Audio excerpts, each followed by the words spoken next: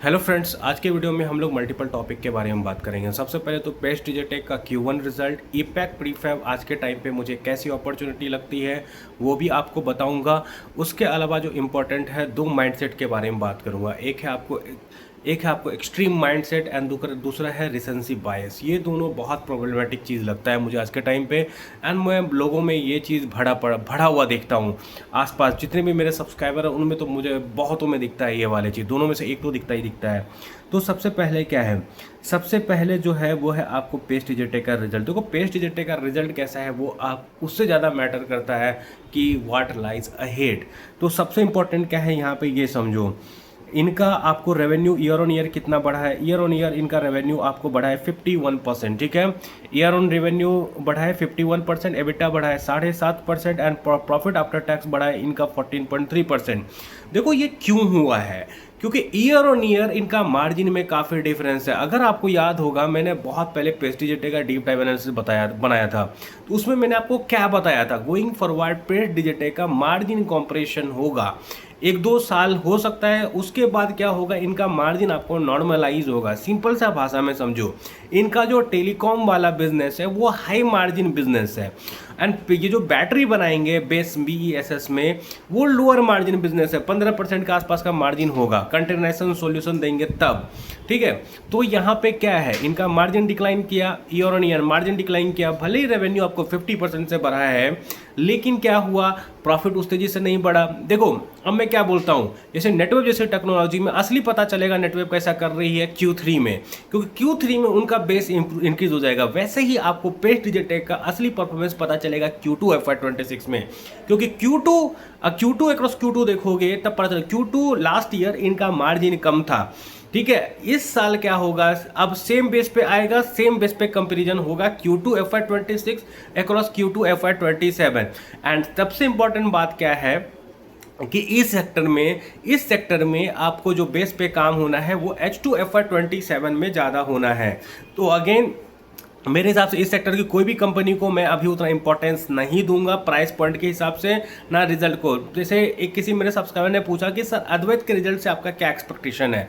I don't care, simple भाषा में बता रहा हूँ, आई डोंट केयर। जब तक बेस में डिमांड है, जब तक उनके फैक्ट्रीज सही टाइम पे लाइव हो रहे हैं, आई डोंट केयर कि Q1 में क्या रिजल्ट आए, Q2 में क्या है। वैसे Q1 का रिजल्ट अच्छा आना चाहिए, क्योंकि बहुत सारे ट्रांसमिशन के भी प्रोजेक्ट हैं, कुछ उसके आपको सोलर वाले प्रोजेक्ट डिलीवर होने थे जून क्वार्टर में। तो लेट्स सी क्या होता है। Again I don't care, I care about H2 FY27। उसमें भी आपको Q3 Q4 and Q4 is very very important, क्योंकि Q4 में बहुत काम होता है।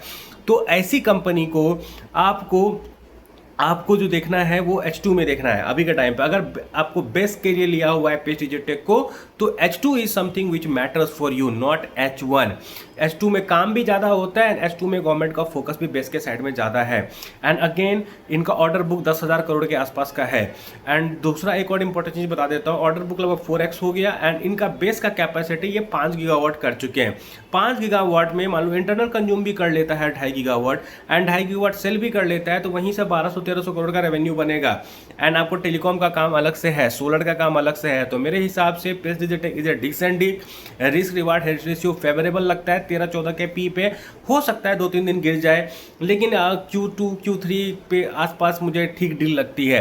एंड सबसे इंपॉर्टेंट क्या है ना, देखो कोई कंपनी का शेयर प्राइस गिरेगा ना तो लोग बहुत ज़्यादा ज्ञान देने आ जाएगा कि इसका प्रोमोटर प्लेज है, इसका से मतलब जनरली बता रहा हूँ, इसका प्रोमोटर प्लेज है, प्रोमोटर शेयर बेच रहा है, कैश फ्लो निगेटिव। अगर कैश फ्लो देख के कंपनी को छाटोगे ना तो कभी पैसा नहीं बनेगा। जो भी हाई ग्रोथ कंपनी होती है ना, उसमें कैश फ्लो आपको निगेटिव होगा। ठीक है, बाद में क्या होता है ना, कंपनी में इशू हो जाएगा ना तो कैश फ्लो को लोग फ्लैग कर देगा। लेकिन वहीं पे बहुत सारी कैश फ्लो निगेटिव वाली कंपनी है जहाँ पे खूब पैसा बनता है। तो मैं आपको यही समझाना चाह रहा हूँ कि ये स्ट्रिक्ट माइंडसेट सबसे निकलना पड़ेगा। आपको ये सोचना है क्या बेस का डिमांड है, बेस का डिमांड तो बढ़ने वाला है, एक्सपोनेंशियली बढ़ने वाला है। ठीक है, क्या इस कंपनी कैपिटलाइज करने के लिए वहाँ पे है कि नहीं है, वो पे भी है। तो एक बार बताओ, जो कंपनी से खरीदेगी इसको पैसा देगी कि नहीं देगी, पैसा देगी, सिंपल सा बात है। एंड 1.5 बिट दे लेकिन देगा ही देगा। तो ये तो हो गया आपको पेज डिजिटेक का बात। मेरे हिसाब से अपॉर्चुनिटी इज़ डिसेंट, इतना स्ट्रिक्ट माइंडसेट ने नहीं होना है। एंड रिजल्ट खराब आया क्योंकि last year same quarter margin ज़्यादा था, अब कम है। रेवेन्यू लेवल पे ठीक था रिजल्ट, 50% से रेवेन्यू का जंप था। एंड Q2 अक्रॉस Q2 देखना, यही आपको प्रॉफिट मार्जिन भी अच्छा आएगा। तो इसलिए बोलता हूँ बिजनेस को समझो, बिजनेस को समझोगे तो रिजल्ट का ना देखने का जरूरत नहीं पड़ेगा, रिजल्ट खुद ही प्रेडिक्ट कर लोगे और रिजल्ट उतना फर्क पड़ेगा नहीं, अच्छे इन्वेस्टर बनोगे तुम। एंड उसके बाद क्या होता है, एक और कंपनी ईपैक प्रीफैब।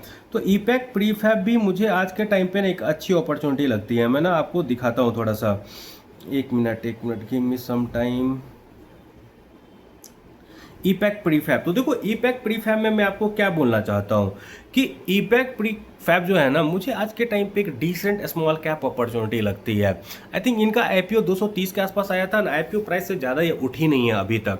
एक बार बीच में उठी थी स्टार्टिंग में ही, जब इनका हवा बना था, जब हर कोई वीडियो बना रहे थे इस पर एंड हर कोई रेकमेंड कर रहा था आपको, तो उस टाइम के बाद ये कंपनी नीचे जाते गई है एंड अभी नीचे से ठीक ठाक रिकवर कर चुकी है। तो मुझसे पूछोगे कैसी अपॉर्चुनिटी, मुझे डिसेंट अपॉर्चुनिटी, क्या इससे बेटर अपॉर्चुनिटी मार्केट में अवेलेबल नहीं है, मेरे हिसाब से मार्केट में अवेलेबल है। ईपैक का क्या काम होता है थोड़ा ये समझ लो, प्रीफैब का बात कर रहा हूँ, ड्यूरेबल का नहीं, दो कंपनी है यहाँ पे। तो देखो क्या होता है ना, जो जैसे आपको मान लो कोई वेयर हाउस बनना है, तो वेयर हाउस को बनाने में क्या है ना कि आप ईटा वगैरह से बना सकते हो, बहुत टाइम लगेगा। तो ये कंपनी क्या करती है ना कि वेयर हाउस वगैरह का कुछ टुकड़ा अपने के लैब जहाँ इनका प्लांट है वहाँ पे बनाएगी एंड यहाँ पे पैरेलली काम चलता रहेगा, जहाँ पे वेयर हाउस बनना है वहाँ पे काम चलता रहेगा। तो क्या होता है कि वहाँ पे कुछ टुकड़ा बन रहा है और यहाँ पे भी काम चल रहा है, तो उसके बाद क्या होगा, उसको वहाँ से उठाएगा सीधा यहाँ डाल देगा। तो जो काम एक साल में होना था वो काम 3-4 महीना में हो जाता है। तो जो कंपनी है एक्सपेंशन मोड में, आज के टाइम पे बहुत सारे प्रोडक्ट्स बन रहे हैं देश में, तो बहुत सारी कंपनी एक्सपैंड कर रही है, तो इनके काम की ज़रूरत है जल्दी से जल्दी उसका प्लांट खुल जाए, जल्दी से जल्दी वेयर हाउस बन जाए, तो उनका टाइम बचेगा ना। तो वो लोग क्या करते हैं, ईपैक प्रीफैब जैसी कंपनी को चूज़ करते हैं वहाँ पे। कैसा है सेक्टर ग्रोथ, सेक्टर में ग्रोथ ठीक ठाक है, डिसेंट है, बहुत बूमिंग भी नहीं है। It is not something that will provide you booming growth, ठीक है, एक्सपोनेंशियल ग्रोथ नहीं प्रोवाइड करेगा। हाँ 30-35-40% का CAGR प्रोवाइड कर देगा, पर उतना बड़ा नहीं। देखो एक और चीज़ बताता हूँ, मैनेजमेंट का क्या बोलना है, हम लोग 30% का ग्रोथ देंगे एंड ऑर्डर बुक हमारा जो ईयर है लगभग ये बोले थे कि 2000 करोड़ का हम लोग रेवेन्यू करेंगे FY26 में एंड FY27 स्टार्ट तक हम लोग 1200 करोड़ का ऑर्डर हाथ में रखेंगे। अगर ये 2000 करोड़ का ऑर्डर रेवेन्यू कर रहे हैं एंड आपको 1200 करोड़ का सिर्फ ऑर्डर बुक हाथ में रहेगा मैनेजमेंट के हिसाब से, विच कैन चेंज, ठीक है, तो क्या बहुत बड़ा विजिबिलिटी मिलता है मुझे? मेरे हिसाब से तो मुझे बहुत बड़ा विजिबिलिटी नहीं मिलता है इस बिजनेस में। लेकिन क्या पैसा नहीं बनाएगी? देखो अगर कंपनी 2000 करोड़ का रेवेन्यू कर देगी, मेरे हिसाब से 2000 करोड़ से ज़्यादा करना चाहिए, 2200-2300 करोड़ करना चाहिए, जिस हिसाब से कंपनी ने Q1 का स्टार्ट किया है एंड ऑर्डर भी मिल सकते हैं। तो यहाँ पे क्या है ना, देखो मुझे लगता है कि FY26 और FY27 कंपनी का पैट 40-50% से तो आराम से ग्रो कर सकता है। अगर ये 40-50% से ग्रो किया, इसका मतलब क्या है, कंपनी का पी रेशियो आपको 16-17 के आसपास चले जाएगा। और ये कंपनी स्मॉल कैप, यहाँ पे आपको FIDs है, मार्केट विल बी गुड, तो इनका पी रेटिंग हो सकता है, मतलब 2x 3x का मुझे पोटेंशियल लगता है इन अ गुड मार्केट। एंड मुझे क्या लगता है ना, देखो मैं यहाँ पे वो सोच रहा हूँ कि वो कंपनी में पैसा लगाना जहाँ मेरा 4-5x का मुझे चांसेस हाई लगते हैं, ठीक है। तो अगर शॉर्ट टर्म हिसाब से देखा जाए तो ईपैक प्रीफैब मुझे ठीक ठाक डील लगती है, खराब डील नहीं लगती है। एंड अगेन वही ऑर्डर बुक वगैरह सब इनका जो एक ही चीज़ प्रॉब्लम होता है ना, मैनेजमेंट बोलती है कि 1200 करोड़ का ऑर्डर बुक से हम स्टार्ट करेंगे FY27, तो उससे मुझे सिर्फ FY27 का 2 मंथ का विजिबिलिटी मिलता है and market is full of opportunity. So EPACK prefab मुझे उस वजह से उतना अट्रैक्टिव नहीं लगती है, लेकिन फिर भी मुझे लगता है कि ईपैक प्रीफैब में पैसा बन सकता है। देखो आपको ना बोलता हूँ ना, स्ट्रिक्ट माइंड नहीं होना है, एक होता है ना कि रिजिड नहीं रहना है, आपको देखना है कि हाँ अगर मुझे पसंद नहीं है तो क्या मतलब ये नहीं कि इसमें पैसा नहीं बन सकता है, पैसा बन सकता है, क्यों नहीं बनेगा। देखो फॉर एग्जाम्पल बताता हूँ, अगर ये कंपनी 40-50% से बॉटम लाइन को ग्रो करे, सब 16-17 के पी पे चले जाए, FIDs हैं यहाँ पे, तो हाइयर वैल्यूएशन मिल सकता है इनको। एंड क्या होता है ना, यूफोरिया होता है किसी भी सेक्टर कंपनी का, पहले भी तो यूफोरिया में ही भागा है ना, तो ऐसे ही आपको सोचना पड़ेगा। मार्केट में अगर एक डायरेक्शन यूनि डायरेक्शन सोचोगे ना, कभी पैसा नहीं बनेगा। तो ये हुआ पेज डिजिटेक, ईपैक प्रीफैब, ये सब बात कर लिया हमने। और कुछ ना मैं एक बहुत इंपॉर्टेंट चीज़ है, 2 टर्म्स है जिसका मैं अच्छे से बताऊंगा। एक होता है एक्सट्रीम माइंडसेट एंड दूसरा होता है आपको रिसेंसी बायस, ठीक है। क्या होता है ना, पहले रिसेंसी बायस का बात कर लेता हूँ, तो मैं एक्सट्रीम माइंडसेट का बात करूँगा। रिसेंसी बायस क्या हुआ कि देखो, फॉर एग्जांपल कोई कंपनी का आपने शेयर खरीदा और उसमें आपका 50% 60% लॉस हो गया, तो उस मतलब नोशनल लॉस का बात कर रहा हूँ, तो उस कंपनी में आपको सिर्फ और सिर्फ खराब चीज़ ही दिखेगा। क्यों? क्योंकि आपको रिसेंटली वो खराब होते हुए दिखा है, उसके नंबर्स गिरे हैं, कोई कहीं पे देख रहे हो कोई कैश फ्लो का निगेटिव का बात कर रहा है, कहीं पे आपको दिख रहा है कि उसको किसके प्रोमोटर ने सेल किया, कहीं पे प्लेस का बात कर रहा है। देखो, जब कंपनी खराब करेगी ना, उसका शेयर प्राइस खराब करेगी ना, तो बहुत सारे लोग आएंगे जो कि बोलेंगे, कोई कैश फ्लो पे उंगली उठाएगा, कोई मार्जिन पे उंगली उठाएगा। और क्या होता है ना, जैसे अद्वैत का ही मैं एग्जाम्पल लेता हूँ, अद्वैत पे एक टाइम पे ना बहुत सारे लोग ये बोलते थे इनका मार्जिन डिक्लाइन कर रहा है। तो भैया पता तो करो मार्जिन डिक्लाइन क्यों कर रहा है, आगे में मार्जिन इंक्रीज भी तो करेगा ना। यही लोग सोच नहीं पाते हैं कि ज़्यादातर जो आपको वो दिखते हैं ना, इन्वेस्टर वगैरह जो वीडियो वगैरह बनाते हैं या ट्विटर का लिखते हैं, they see current numbers, and current numbers देख के कभी दुनिया में पैसा नहीं बन सकता है मार्केट में। ये बात मैं बता सकता हूँ। दिस इज वाई मैं रिजल्ट पर उतना फोकस नहीं करता हूँ। करेंट नंबर देख के कभी भी पैसा नहीं बनेगा। लोग क्या देखेंगे, अरे क्यों quarter on quarter margin decline किया, पर there are multiple factor. What if अगला क्वार्टर नंबर अच्छा आ जाए, मार्जिन इंक्रीज हो जाए, वही तो आपको एज इन्वेस्टर फाइंड आउट करना है कि अगला क्वार्टर इनका मार्जिन अच्छा आएगा। ठीक है, अगर आप ये सही से फाइंड आउट कर पाए ना, तो आपका पैसा बनना तय है मार्केट में। तो क्या होगा, मार्जिन डिक्लाइन आया, सब उसको खराब करेगा, लेकिन जब तक अगला क्वार्टर का मार्जिन अच्छा आएगा, लोगों को दिखेगा, तब तक वो कंपनी वहां से पैसा बना चुकी होगी। यही है मार्केट, असली मार्केट का खेल यही है कि आपको दूसरों से पहले पकड़ना है कि कौन सी कंपनी में इंप्रूवमेंट आना है, और ये स्ट्रिक्ट माइंडसेट से नहीं रहना है कि ये कंपनी का लास्ट क्वार्टर में, लास्ट ईयर में मैनेजमेंट गाइडेंस मिस हुआ था, ये प्रॉब्लम हुआ था, वो प्रॉब्लम हुआ था, कैश फ्लो का इशू हुआ था, तो आपको वो कंपनी खराब है। वे कंपनी ना कब चेंज हो जाएगी ना पता नहीं। अनंतराज पे ना एक टाइम फ्रॉड के एलिगेशन लगते थे, लेकिन लास्ट बुल रन में अनंतराज ने बहुत पैसा बनाया है लोगों का। अगर आप रिसेंसी बायस देख के, अगर आप ये सोच के मैनेजमेंट ने फ्रॉड किया था, ये क्या था, सोच के अगर उस कंपनी को नहीं लेते तो पैसा नहीं बनता ना मेरे दोस्त। आपको इंप्रूवमेंट ढूंढना है, जहां पे कंपनी अच्छा कर रही है और सस्ते वैल्यूएशन पे अवेलेबल है। अगेन वैल्यूएशन मैटर्स, ऐसा नहीं कि अंधाधुन बिना वैल्यूएशन देखे ले लो किसी कंपनी को, ऐसे नहीं होता है मेरे दोस्त। आपको वैल्यूएशन देख के लेना है, अच्छे वैल्यूएशन पे अगर कंपनी है तो ही आपको लेना है। ठीक है, साइन डी अलम सैटिन क्रेडिट मेरे डिस्कस शेयर्स का आपको एग्जांपल पड़ा हुआ है। ठीक है, दूसरे का छोड़ दो, दूसरे का I am not talking about. And again एक और माइंडसेट का बात करता हूँ, एक्सट्रीम माइंडसेट। किसी भी कंपनी को एक्सट्रीम खराब बना देना, एक्सट्रीम अच्छा बना देना। जैसे C2C एडवांस का आज का टाइम पे एग्जांपल देता हूँ। C2C एडवांस में बहुत खराब चीज़ें हो रही हैं, लेकिन अगर C2C एडवांस का ना 60 से 70 करोड़ वाला कैश फ्लो अगर सच में आ जाता है एफर्ट अगस्त महीने में, तो C2C advance can be a wonderful deal मेरे हिसाब से। और क्या होगा ना, लोगों का उस पर ट्रस्ट आ जाएगा। एंड 60-70 करोड़ का कैश फ्लो, कैश उनके लिए एक बहुत बड़ा, एक होता है ना जड़ी बूटी टाइप का हो जाएगा, उनको बहुत बड़ा फ्लूइड मिल जाएगा चलने के लिए आगे। तो ट्रैक करना है किसी भी कंपनी में, हमें हमेशा फिक्स्ड माइंडसेट से नहीं रहना है कि कंपनी खराब ही है अच्छी है। कब एक खराब कंपनी अच्छी कंपनी में तब्दील हो जाए ना पता नहीं। एग्जांपल देता हूँ जैगल का। जैगल में आज के टाइम पे लोगों का सेंटीमेंट बहुत गंदा है, लेकिन लोगों को ये समझ में नहीं आ रहा है कि इनका ऑलरेडी 3900 एम्प्लॉयज़ हैं, इनके पास कस्टमर है, एट्रिशन रेट 1% से भी कम है। तो नए कस्टमर तो जो आज के टाइम पे रेवेन्यू आ रहे हैं वो तो आएंगे ही आएंगे, ज़्यादातर चांसेस है, और नए रेवेन्यू नए कस्टमर को ऐड करके वो कर ही सकते हैं। इतना कॉमन सा सेंस वाला चीज़ लोगों को समझ में नहीं आता है। तो मैं आपको क्या बता रहा हूँ, और वो ऐसा क्यों होता है, क्योंकि वही जैगल जैसी कंपनी को लोग 400 पे खरीदेंगे बिना वैल्यूएशन देखे हुए। यूफोरिया में प्रॉब्लम ये है, और जब वो यूफोरिया में खरीद लेंगे बिना वैल्यूएशन देखे हुए, जैसे जैसे निगेटिव उसका शेयर प्राइस नीचे जाएगा, तब क्या करेंगे, वो डिफरेंट लोगों का वीडियो देखेंगे और वहाँ पे उनको निगेटिविटी मिलेगा, क्योंकि everybody want to look smarter. And गिरते हुए शेयर प्राइस को कुछ ना कुछ तो गलत बोलना है, जैसे प्रोमोटर बेच रहा है, कैश फ्लो निगेटिव है, ये बहुत तरह के बात बोल देते हैं। यार अगर कस्टमर किसी भी कंपनी का शेयर प्राइस गिर रहा है ना, तो I can pull out multiple reasons, ठीक है, कि क्यों इनका वो है। लेकिन आपको इस माइंडसेट से पैसा नहीं बनेगा। क्यू ऑन क्यू देखोगे पैसा नहीं बनेगा। आपको लॉन्ग टर्म सोचना है, वैल्यूएशन सही से करना है। एंड इस एक्सट्रीम माइंडसेट से निकलो कि कोई कंपनी खराब है, कोई कंपनी अच्छी है। ठीक है, कौन सी अच्छी कंपनी कब खराब बन जाए आपको पता नहीं चलेगा, खराब डील हो जाए, कौन सा खराब कंपनी कब अच्छी डील हो जाए आपको पता नहीं चलेगा। फॉर एग्जांपल जैगल आज के टाइम पे मुझे एक अच्छी डील लगती है एंड उसमें पोटेंशियल लगता है मुझे, ठीक है। Again not a buy sell recommendation, गलत भी हो सकता हूँ, मेरा डेटा मुझे ये सजेस्ट करता है, मेरा डेटा मुझे ये सजेस्ट करता है, मेरा एनालिसिस मुझे ये सजेस्ट करता है। ये हो गया। एक और कमेंट मुझे आया था जो कि बड़ा इंटरेस्टिंग लगा, ओबीएससी परफेक्शन पे, ठीक है। ये अगेन एक माइंडसेट का इशू है। लोग क्या होता है ना, माइंडसेट में बंध के रह जाते हैं।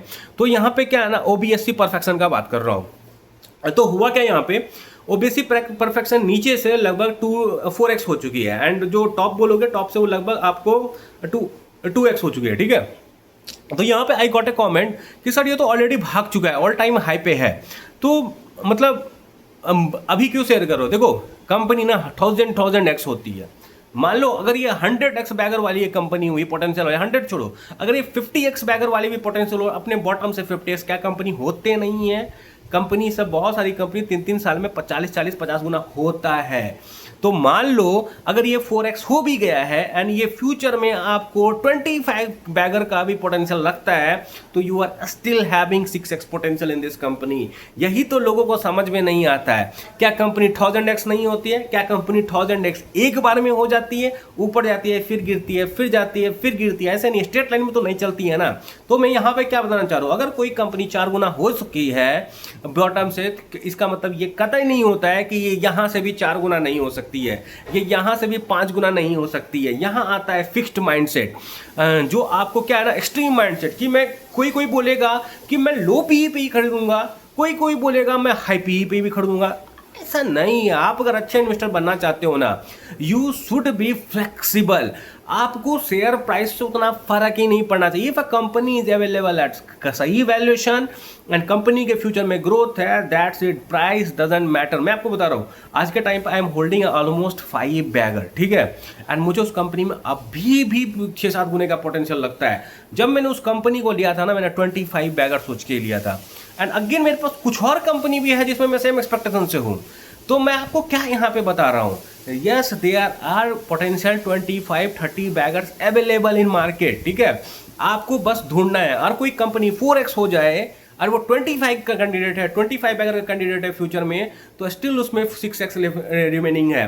तो आपको इस तरह से सोचना है मार्केट में, एंड एक्सट्रीम नहीं होना है। कोई बोलेगा मैं नीचे ही खरीदूंगा, कोई बोलेगा ऊपर ही खरीदूंगा। कोई सा फिक्स टूल कौन बनाए हैं फिक्स टूल कि आपको नीचे ही खरीदना है, ऊपर ही खरीदना है। मान लो नीचे खरीदने वाला को हो गया, नीचे खरीदने वाले को आप नीचे जाएगा तो एवरेज कर सकते हो, ऊपर भी जाए तो एवरेज कर सकते हो। ऊपर जाने वाले शेयर को कैसे खरीदना है? मान लो कोई कंपनी ऑल टाइम हाई पे है, स्टिल यू आर फाइंडिंग कि पेग इसका 1 है, ये मल्टी सेक्टर डाइवर्स है, तो वैसे केस में कैसे डील करें? देखो क्या होता है, ऑल टाइम हाई पे ले लिए हो, 2 का सोचता है यहाँ से ऊपर जाते जाए, एक का सोचता है नीचे जाते जाए। अगर नीचे जाए, कंपनी में कुछ बदलाव नहीं आ रहा है, तो हर 25-20% पे एक्यूमुलेट करते रहो और अपडेट अच्छा आ रहा है, कुछ प्रॉब्लम नहीं हो रहा है, management is delivering it guidance. कभी कभी ये भी होगा तुमने ऑल टाइम हाई पे खरीद लिया है, ठीक है, एंड मैनेजमेंट अच्छा करते जा रही है, फ्यूचर भी अच्छा लग रहा है, एंड और प्राइस लेकिन गिरता जा रहा है, मार्केट में कुछ भी हो सकता है। तो इस केस में you can accumulate such companies. आपको बेसिकली मैं यहाँ पे क्या समझाना चाह रहा हूँ, आपका माइंडसेट फिक्स नहीं होना चाहिए। इस एक्सट्रीम में मत जाओ कि मुझे नीचे ही खरीदना है, मुझे ऊपर ही खरीदना है। कुछ लोग बोलते हैं कि मुझे ऊपर ही खरीदना है, कुछ लोग बोलेंगे मुझे नीचे ही खरीदना है। इससे निकलो मेरे भाई, इस माइंडसेट में फंस गए ना मार्केट में। कोई बोलेगा लो पी पे खरीदना है, कोई बोलेगा हाई पी पे खरीदना है। इन सब चीज़ों में पड़ गए ना तो पैसा नहीं बनेगा। वैल्यूएशन करना सीखो, सही वैल्यूएशन पे खरीदो, ऊपर हो शेयर प्राइस, नीचे हो, फर्क नहीं पड़ता है। अगेन बता रहा हूं, एंड मार्केट में जो लो पी हाई पी का डिबेट चलता है ना, मूर्ख लोग करते हैं मेरे हिसाब से। P ratio alone can never be a metric to measure valuation, मूर्ख लोग बोलते हैं। और ये बड़े बड़े लोग बोलते हैं पी रेशियो मेरे हिसाब से वैल्यूएशन का एक मैट्रिक हो ही नहीं सकता है कभी। I can debate with multiple people online, ठीक है, पर मेरे को टाइम नहीं है फालतू के लोगों का मुंह उलगने का। मैं आप लोगों को डेटा के बैकिंग पे दिखा रहा हूं। तो अगेन लर्न करो ये चीज़ कि पी रेशियो पे इतना डिलाई मत करो। नीचे ऊपर अच्छा वैल्यूएशन है, कहीं भी खरीदो कोई भी company. Again it is not a buy sell recommendation, मैं आपका माइंड सेट डेवलप करना चाहता हूं। एंड बाइस्ड मत रहो। A bad company can any time turn into a good deal, a good deal can any time turn into a bad deal. Again not a buy sell recommendation. सीखते रहो मेरे से। कोई भी सवाल हो तो नीचे कमेंट सेक्शन में डाल दो। बाय, सब्सक्राइब कर लो।